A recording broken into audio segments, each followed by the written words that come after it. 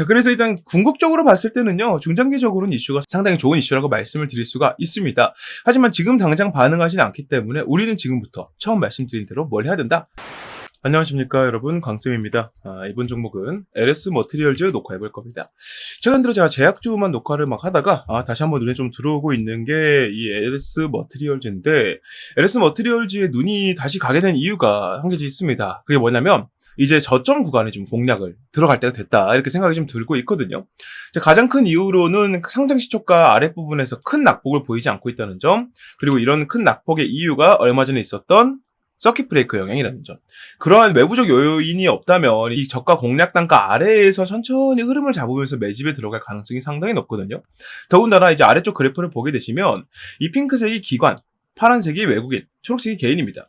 그 외국인과 개인들은 쌍끌이 매수를 계속 해주는 가운데 이제 기관들은 보유 비중을 다 덜어내고 있는 모습이 나오고 있기 때문에 이 기관들이 돌아오는 시점이 본격적으로 주가가 다시 반등되는 시점이 될 것이다, 이렇게 좀 보여지고요. 생각보다 외국인들이 들어가는 시점은 너무나 좀 개인적이라고 할까요? 함부로 예상을 해서 맞추기가 어려운데, 기관들 같은 경우에는 예상하기가 좀 쉬워요. 언제쯤 될까라는 게. 좀 글로벌 이슈 같은 거에 상당히 민감하게 반응하기 때문에 기관들이요, 이런 것들을 예상해서 이제부터는 저가 공략에 나서서 천천히 매집해간다면 무난하게 수익 볼 수 있겠다. 혹은 이 위쪽에서 물리신 분들도 아래쪽에 이 대응 단가 조금만 잘 잡아도, 조금만 더 집중해서 잡아도 충분히 본전 이상의 탈출이 가능하다, 익절이 가능하다라고 말씀을 드리고 싶습니다. 그래서 오늘은 그러한 근거들을 좀 말씀을 드려보고요, 어떠한 상태인지, 얼마나 좀 시간이 걸릴 것인지에 대한 개인적인 생각을 좀 드려보면서, 마지막에는 요 주가를 어떻게 이용을 해야 되는지, 이 상장 시초가를 벗어나게 된 요 단가에서 얼마나 내려가야 이득인지, 이런 것들 좀 살펴보도록 하겠습니다. 그리고 이런 것들 정리해둔 공략 방법도 여러분들께 다 공개해 드릴 테니까요, 오늘 영상을 집중해서 보시길 강력하게 권고드리겠습니다. 자, 일단 거두절미 하고요, 본 내용으로 넘어가 볼게요. LS 머티리얼즈 보유 플러스 매수해도 되는 첫 번째 이유입니다. 일단 남은 건 이것뿐이라고 적어놨어요. 이게 남은 건 이것뿐이란 말이 상당히 부정적으로 들리실 수 있는데, 사실은 LS 머티리얼즈가 나서고 있는 총 두 가지 분야가 있습니다. 첫 번째로는 커패시터죠. 커패시터가 첫 번째고, 두 번째로는 SOFC 쪽으로 넘어가려 하는데, 사실상 두 개가 묶여있다고 봐도 무관합니다. 커패시터에 대한 설명을 한 번 더 드려야 될 것 같은데요. 우리가 이 커패시터라는 것을 접할 기회가 생각보다 많습니다. 말만 들으면 내가 이걸 언제 접해봤지? 하실 수 있는데요. 첫 번째로는 전기차 타시는 분들, 커패시터를 무조건 같이 쓰고 있다고 보시면 되고요. 두 번째로는 이게 좀 더 범용적일 거예요. 컴퓨터 보시는 분들, 무조건 커패시터를 보실 거예요. 자, 우리 이거 회로라고 하는 것을 보면은요, 이 회로가 뭐예요? 전기가 통하는 길입니다. 전기가 통하는 길이에요. 이제 컴퓨터로 예로 좀 들어볼게요. 물론 LS 머티리얼즈 커패시터는 컴퓨터에 쓰진 않습니다. 그러니까 이해를 돕기 위해서 말씀드리는 거니까요, 참고해 주시고, 일단 컴퓨터 회로를 보게 되면 우리 이제 본체에 까보면은요, 까본 적 있으실려나 모르겠네요. 일단 그런 경험이 있으시다면 보신 적이 있을 거예요. 초록 색깔 판에 이렇게 쫙 있고요, 여기에 네모난 네모가 붙어있고, 여기 은색으로 점점점점 하고 이렇게 막 붙어있어요. 이렇게 붙어있고, 이게 이런 식으로 가다가 조그만 은색깔 덩어리들이 몇 개 따락따락 붙어있는 것이 보일 겁니다. 이게 바로 커패시터예요. 이게 역할이 뭐냐면, 이 전원이 이렇게 들어오게 되면은요, 이 커패시터에서 먼저 이 전원을 머금어줍니다. 쉽게 말하면 머금어줘요. 머금어줬다가 적절한 신호가 도달했을 때, 특정한 상황에서 이 전기 신호를 누구에게, 어떤 장치에게 보내주는 역할을 한다는 거죠. 즉 커패시터의 역할은 뭐냐? 충전을 해주고 방전을 해주는 역할을 해준다는 겁니다. 전력을 꼽아주면 충전 상태가 되는데, 우리가 사람 밥 먹듯이 이게 입이라고 생각하시면 돼요. 음식이 이렇게 들어왔는데 위장에서 소화가 됐다가 온몸의 영양소로 이제 대장까지 가면서 소화가 되잖아요. 약간 그 장기 기관의 역할을 해주는 게 커패시터라고 생각하시면 이해가 편하실 겁니다. 자, 전기차 같은 경우도 마찬가지입니다. 이렇게 전기차 판이 있으면 이 안에 전기차들이 여러 가지 셀로 나뉘어서 이 배터리들이 들어있죠. 우리가 생각했을 때는 이 배터리 하나가 전기를 머금어줘요 라고 생각하실 수 있겠지만, 이 배터리 하나를 또 까보게 되면 아까 말씀드린 커패시터가 있습니다. 물론 컴퓨터용보다는 훨씬 더 크기가 큽니다. 이 LS 머티리얼즈에서 만드는 커패시터는 이러한 일반적인 커패시터를 넘어서서요, 보다 더 빠른 충전과 많은 양의 전기를 머금어 줌과 동시에 빠른 속도로 이 전기를 내보내줄 수 있는, 즉 방전시켜줄 수 있는 기존의 커패시터와 비교했을 때 상당히 많이 진보된 형태의 커패시터를 할 수 있습니다. 그래서 이름이 일반 커패시터가 아니라 울트라 커패시터라고 하거나 슈퍼 커패시터라고 얘기를 합니다. 자, 이런 커패시터를 만들고 있어요. 근데 이 커패시터가 단연 SOFC라고 하는 새로운 전력 생산 요인에도 사용이 된다는 거죠. 이 SOFC의 가장 핵심 요인이 뭐냐면, 일반적으로 이 발전 시설은요, 우리가 생각하기 부족하기에 여러분들 사는 동네에요. 화력발전소, 원자력발전소 들어간다 그러면 찬성하실 겁니까? 기쁜 마음으로? 절대 그런 분 안 계시겠죠. 혐오시설이기 때문에 님비 현상이 발생을 해서 나 우리 동네에 만들지 마세요. 왜 만들어요? 라고 얘기를 할 겁니다. 근데 발전시설은 턱없이 부족한 게 사실이에요. 그리고 앞으로 다가올 이 미국에서부터의 이 전력 대란 있죠. 전력 대란. 이 전력 대란 때문에 이 발전시설의 부족함은 앞으로 계속 생길 겁니다. 그래서 지금 세계 각국에서 어떤 노력을 하고 있느냐. 특히나 중국이나 미국 같은 경우에, 유럽 같은 경우도 마찬가지입니다.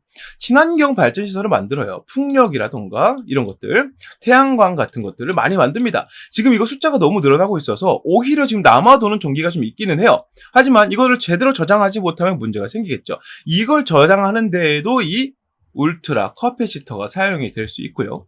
또 한 가지 이 발전을 말씀을 좀 드렸는데 이 풍력과 태양광 발전소 우리 동네에 생길 수 있을까요? 절대 그럴 수 없겠죠. 풍력 발전기가 돌아갈 정도의 바람이 분다면 사람은 절대 거기서 살 수가 없을 겁니다. 날아갈 테니까요. 자, 그래서 이 풍력 발전소와 태양광 발전소는 상대적으로 사람들이 많이 밀집된 곳과 거리가 먼 곳에 설치가 되곤 합니다. 근데 중요한 게 뭐냐면 이렇게 거리가 먼 곳에 만들려고 한들 지금 우리나라를 포함해서 이제 고령화 시대가 되다 보니까 출산율은 낮아졌지만 인구 자체는 계속 늘어나는 추세예요. 그러니까 인구가 많은 곳을 피해서 지으려고 하다 보면 한정된 토지를 다 지어야 되는데 그걸 다 지었는데도 불구하고 전기가 부족하면에 대한 대응책이라는 겁니다. 이 SOFC는요 도시명 발전기관이라고 얘기를 많이 합니다. 그러니까 우리가 흔히 아는 도심가 혹은 그 외곽에다가 설치를 하는데 이거의 가장 큰 장점은 무엇이냐? 풍력 발전기 아주 크죠? 부피가 엄청 크죠? 그리고 이거 만약에 바람이 너무 불거나 외부적인 자연재해 때문에 날개가 부러져 봐요. 밑으로 떨어졌는데 거기 민가가 있으면 어떻겠습니까? 사고 나죠. 태양광 부지 엄청 많이 필요합니다. 근데 SOFC는요 그런 게 많이 필요가 없어요. 일반적인 공장 정도의 크기만 있어도 여기서 원리가 수소를 바꾸는 거기 때문에 수소와 산소를 결합을 시켜서 전기를 만드는 거기 때문에 우리 지금 숨 쉬면서 산소 들이마시고 있잖아요. 이것들만 공급을 해주더라도 전기가 발생을 한다. 생산할 수 있다. 그런 측면에서 상당히 유리한 부분을 갖고 있죠. 그래서 미국에서는 벌써 이 SOFC를 상당히 많이 개발하고 있더라. 그래서 이 SOFC가 뜰까라는 질문에는 당연히 yes라고 말씀을 드릴 수밖에 없습니다. 왜냐하면 이 전력 부족 사태를 봐야 되는데요. 전 세계 AI 개발에 대해서 얘기를 하고 있는 표가 있습니다. 전 세계 AI 개발 척도를 보게 되면요. 미국이 80%예요. 80%. 나머지 국가들 다 합쳐봐야 20% 정도밖에 안 됩니다. 미국이 지금 80%로 AI 개발을 엄청나게 나서서 빨리빨리 끌어가고 있어요. 그러니까 무슨 말입니까? 미국은 결국 뭐가 부족하다?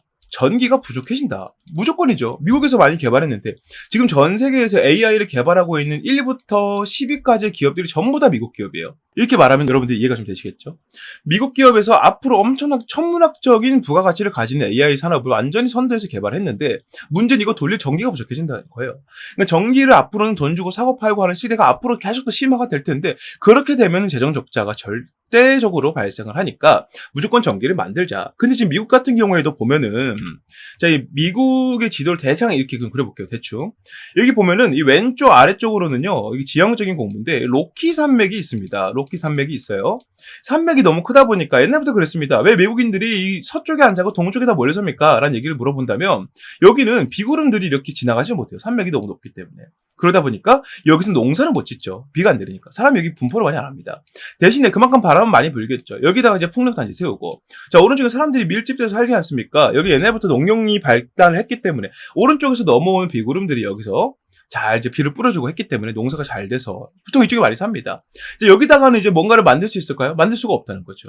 그렇기 때문에 미국 입장에서는 가장 필요한 게 뭐다? 이 서쪽에서는 해결이 됐는데 이 동쪽에서의 문제가 발생을 한다. 도심가가 많기 때문에 여기서 우리가 발전시설을 만들어야 된다라는 생각을 해본다면 당연히 SOFC라는 대응책을 사용을 해볼 수밖에 없겠다라고 말씀드릴 수 있다는 거죠. 그런 측면에서 이 SOFC에는 상당히 고퀄리티의 커패시터가 필요합니다. 이 전기를 빠르게 전환시켜주고 소비되는 양도 상당히 빠를 거기 때문에 상대적으로 보세요. 이 서쪽에 이렇게 산맥이 있다고 가정해볼게요. 여기 전기를 여기서 풍력이든 태양광이든 만들었어요. 여기서 이까지 넘기는데 얼마나 걸릴까요? 물론 전기는 상당히 빠르겠죠. 하지만 이에 관련한 송전탑을 짓는 것부터 변압기 계속 거쳐야겠죠. 상당히 고압의 전기일 테니까요. 이러한 변압기를 거치면서 전력 손실이 발생하는 건 둘째 치고 동쪽으로 넘어와서도 여기서도 분배가 돼야 됩니다. 겁니다. 상당히 많은 시간이 걸린다는 거죠. 많은 인력과 많은 자금이 필요합니다. 하지만 SOFC 같은 경우는 어떻습니까? 서쪽은 이렇다고 치고요. 동쪽에서 직접 전기를 만들어서 동쪽에서 바로 연결해서 보낼 수가 있다는 겁니다. 근데 이거 하나만 있습니까? 여러 군데 만들 수 있다는 거죠. 왜? 부지가 많이 필요 없기 때문에. 왜? 위험하지 않기 때문에. 그런 부분에서 이 SOFC는 상당히 곽강받을 가능성이 높고요. 아직까지는 이 AI가 제대로 상용화가 되지 않으면서 이 전력 부족에 대한 얘기가 조금은 뭐 루머처럼 들리기도 합니다만 실제로는 앞으로 계속 곽강받을 테마이다라고 말씀을 드려볼 수 있다는 거죠. LS 머티리얼즈는 이쪽으로 관련 있는 종목이다라고 말씀을 드려볼 수 있겠고요. 자, 두 번째로 이 커패시터 활용도가 이제 부각이 될 겁니다. SOFC나 아니면 전기차가 다시 한번 캐즘이 끝나고 활성화가 됐을 때 지금 포비아 전기차가 있잖아요. 이 전기차 포비아가 생기면서 많은 사람들이 전기차를 무서워하고 구매를 꺼려하는 상태가 됐는데 어차피 시간 지나면 정책 방향 자체가 전기차로 넘어갈 수밖에 없습니다. 이 내연기관차의 매연 문제는 앞으로도 계속 생길 거고요. 자, 그런 측면에서 봤을 때 이 커패시터의 활용도가 왜 부각이 되느냐? 첫 번째로는 이 전기차도 지금까지 계속 이 주행 거리 때문에 말이 상당히 많았습니다. 커패시터의 퀄리티가 좋아질수록 주행 거리가 늘어난다는 얘기이기 때문에 그만큼 많은 양을 빠르게 충전시킬 수 있다는 얘기이기도 하고요. 충전 시간도 단축이 될 거고요. 움직이는 이 주행 거리도 늘어나기 때문에 상당히 각광받을 수밖에 없고 이러한 주행 거리 경쟁이 다시 한번 나오게 될 겁니다. 이건 무조건이에요. 제 생각 이건 무조건입니다.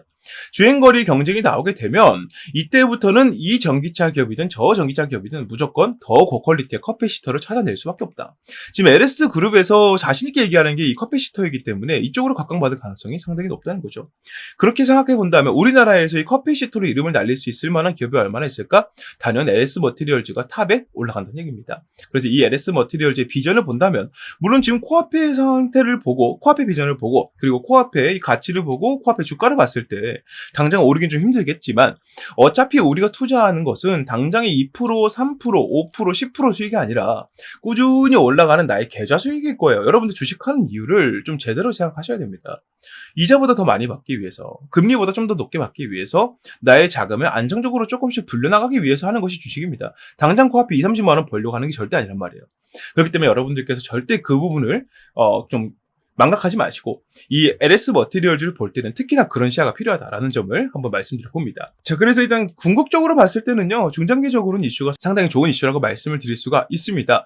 하지만 지금 당장 반응하지는 않기 때문에 우리는 지금부터 처음 말씀드린 대로 뭘 해야 된다? 저점에 내려온 상태니까 공략을 조금씩 해줘야 된다.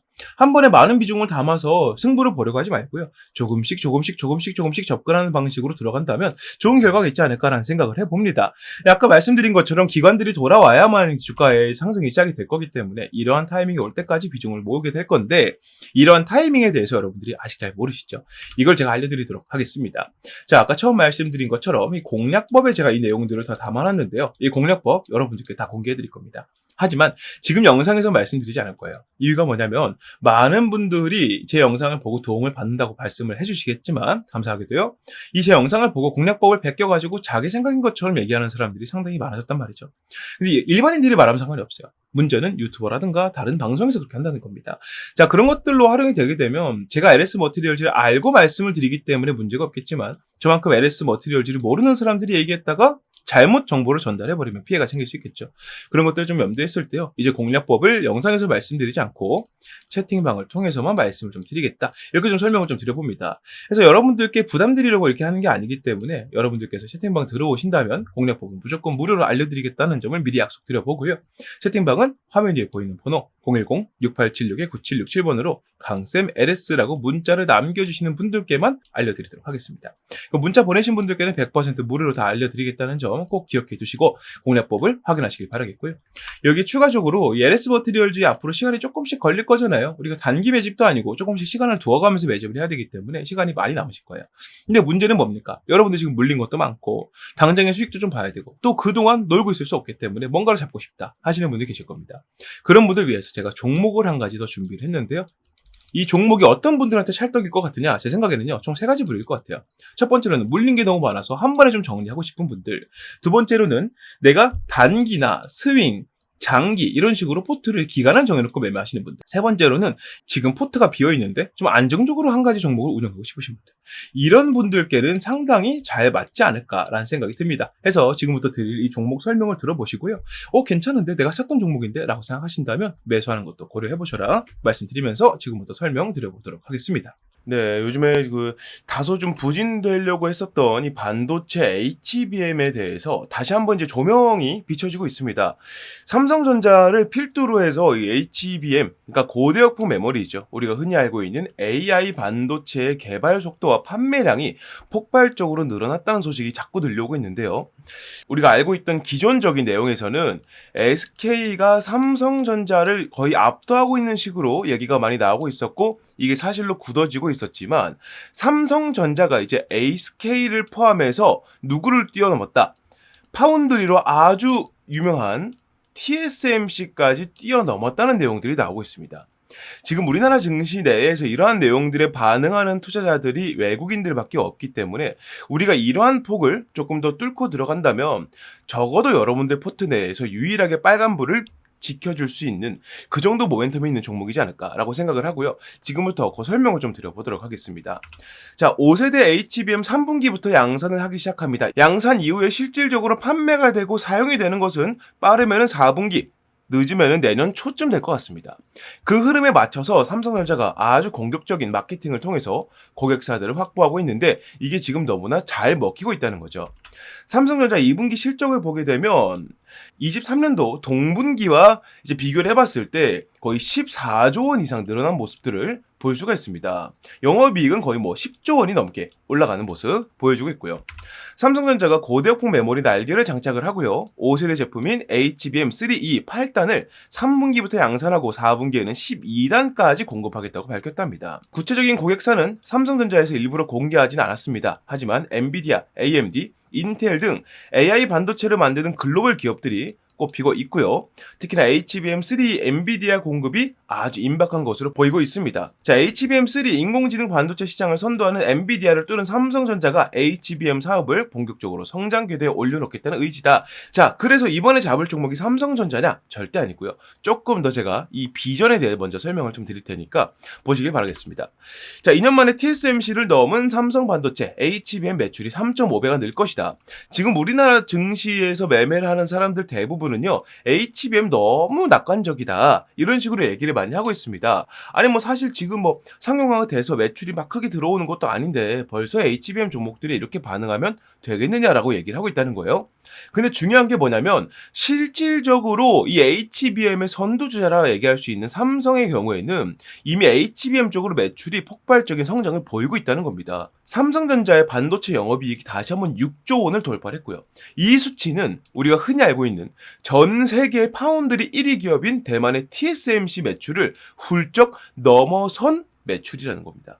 그러니까 우리가 이제 HBM이 낙관적이다, 이렇게 보면 안 된다라는 얘기를 들어선 안 된다는 거죠. AI 거품론이 나올 수 있으나 현재는 시장 태동기라면서 이제 막 시작하는 단계라면서 오픈 AI가 성공을 거뒀고 많은 기업들이 AI로 뛰어들고 있다. 실제로 지금 미국에서 AI 산업 때문에 전력 대란이 예상이 된다, 이 얘기가 나올 정도로 지금 AI 산업으로 엄청나게 많이 뛰어들고 있다는 얘기를 하고 있는 겁니다. 자, 그러면서 AI 관련 서비스와 그에 따른 하드웨어 공급이 반드시 필요하죠. AI 기술은 성장하는데 반도체가 그 받침이 되지 못한다면 완전 이제 말이 안 되는 거잖아요. AI 산업을 성공시키지 못하는 것이기 때문에 반드시 하드웨어 공급이 필요하다. 메모리 매출을 보면 HBM뿐만 아니라 DDR5, 서버 SSD 등도 주요했다. HBM 효과로 뭐가 더 나온다? 낸드 플래시 등으로 연결이 되면서 다른 반도체 부품, 반도체들로 이 매출이 점점 번져 나간다는 겁니다. 즉 무슨 말이에요? 삼성전자가 다시 한번 전 세계 1위 입지를 확실하게 굳혀가려면 매출부터 확실하게 만들어야 된다. 그 시작점이 누구이다? 바로 HBM이라는 거예요. 자, 그런데 여기에서 좀 큰 문제가 생겼습니다. 자, HBM 3세대에서 4세대 개발 과정에서 밀려오는 수요를 감당하지 못할 지경에 처했다는 겁니다. 삼성전자가요. 제품 상용화에 필수적인 요소가 빠져있다. 이게 무엇인지 말씀드릴 거고, 오늘 제가 여러분들께 말씀드릴 종목은 바로 이와 관련한 종목입니다. 자, AI 개발 산업의 여파로 고품질 반도체의 중요성이 높아지고 있지만 공급이 수요량을 따라가지 못하고 있다. 자, 섣부른 공급을 하게 되면 제품 불량률이 커지게 되면서 고객사 러브콜이 끊길 시킬 수 있게 되겠죠. 그러니까 이게 무슨 말이냐면 공급량을 어떻게든 맞추더라도 이 공급량에서 뿜어져 나오는 기본적인 이 불량률이라는 게 있거든요. 이 불량률이 그만큼 높아지게 된다면 이 고객사 러브콜이 끊기는 게 당연하죠. 야, 공급량이 조금 부족하면은 이렇게 삼성전자 쪽으로 고집하는 것보다 뭐 SK나 뭐 TSMC 쪽으로 좀 분산을 해가지고 이쪽으로 갖고 오는 것들 하자. 여기는 불량률이 적잖아 하면서 삼성전자의 독주를 막아설 수 있게 된단 말이에요. 완전 세계 1위로 부상하기 위해서, 이제 제대로 된 자리를 잡기 위해서 이런 독점 체제를 구상을 하고 있다. 자, 그러기 위해서 가장 걸림이 되는 게 무엇이다? 불량률이라는 거죠. 자, 여기 해결책이 나와 있습니다. 기존 반도체와 마찬가지로 제품 완성 이전에 불량을 잡아내는 고수요 대비 HBM 전용 검사 장치가 필요하다는 거예요. 지금까지 HBM 전용 검사 장치를 보여주고 있는 기업들은 대부분 이 완성 이후에 검사를 하는 단계였습니다. 그러니까 결국에는 불량률을 낮출지언정 그에 대한 적자를 자꾸 볼 수밖에 없다는 거예요. 왜냐하면 이미 완성이 되어 있는 것에 이거 불량 있습니다. 그럼 어떻게 하겠어요? 파기를 해야겠죠. 그러면 그만큼의 재고 손실이 생기기 때문에 또 한 번 공장을 그 하나를 위해서 또 굴려줘야 돼요. 이건 완전하게 불량을 잡아내는 거라 할 수가 없겠죠. 하지만 이 문제를 해결한 기업이 탄생을 했다는 겁니다. 자, 세계 최초로 HBM IC 검사 장비를 개발하는 데 성공한 기업이 태어났고요. 이 기업은 바로 삼성전자에 이것을 공급을 하고 있다.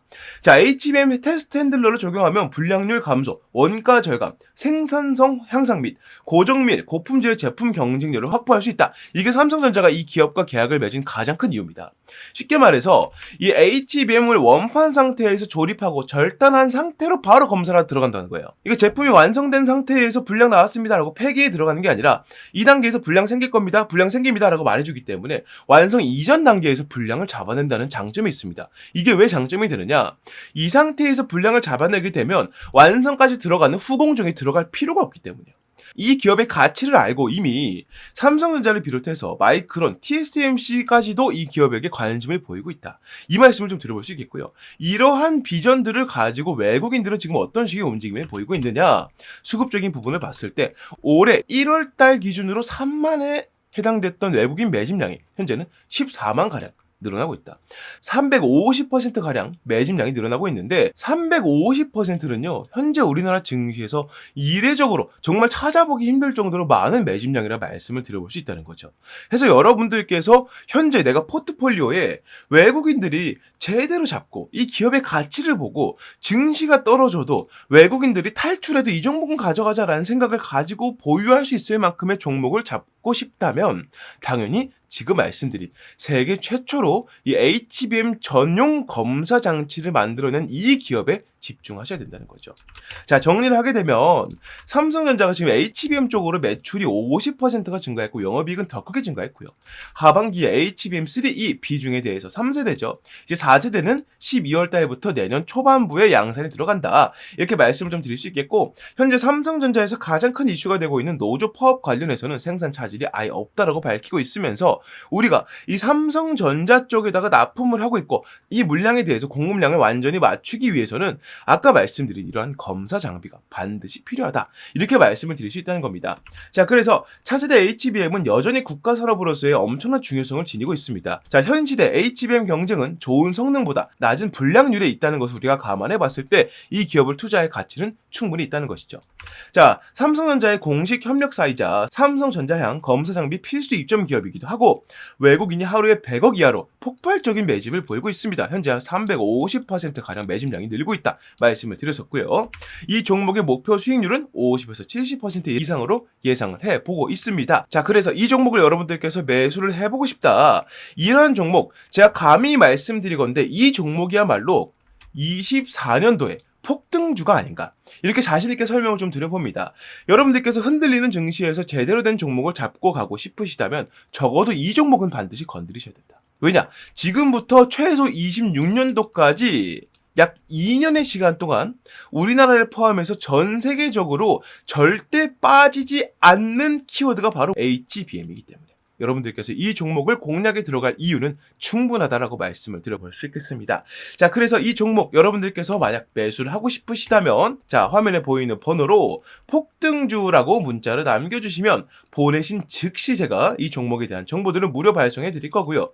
현재는 시세 자체가 저가에서 바닥에서 위로 올라가려고 하고 있기 때문에 문자를 바로 보내시는 분들께서는 최저가 공략이 가능할 것이다. 이건 제가 확실히 말씀드릴 수 있다. 설명을 좀 드려봅니다. 자, 지금까지 설명드린 HBM 검사 장비 세계 최초로 이를 개발해낸 이 기업, 여러분들께서 포트폴리오에 담아갈 가치가 충분하다고 느끼신다면 아래에 보이는 번호 010-6876-9767번으로 폭등주라고 문자 남겨주시면 그 즉시 제가 이 내용들을 무료로 발송해드리겠다는 점 약속드리면서 여기서 마무리해 보도록 하겠습니다. 자, 이렇게 모든 말씀을 다 드려봤습니다. LS 머티리얼즈의 지금 현재 상태는 저가 공략 단가에는 내려와 있지만 올라가 버리게 되면 더 이상 저가가 아니게 돼요.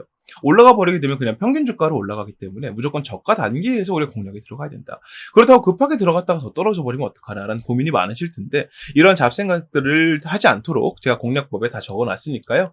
이 공략법을 꼭 확인하시고 공략법은 위에 보이는 번호로 강쌤 LS 문자 남기셔야만 가능하다는 점 다시 한번 알려드리고요.